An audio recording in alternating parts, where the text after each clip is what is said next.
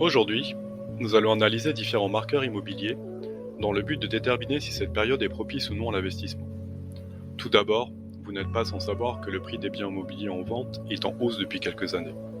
Effectivement, une fois n'est pas coutume, ce mois de mai 2022 ne change pas cette tendance, avec une augmentation de 7,9% sur un an.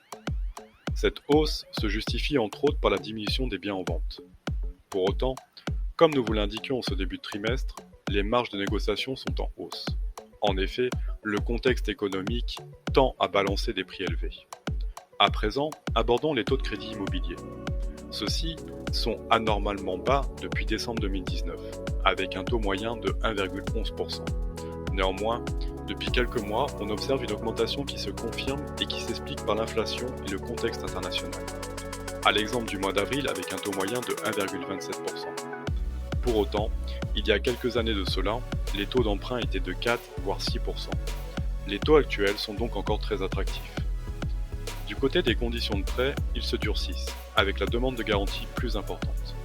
À l'exemple du rappel du Haut Conseil à la stabilité financière, qui a imposé un taux d'effort des emprunteurs limité à 35% de leurs ressources.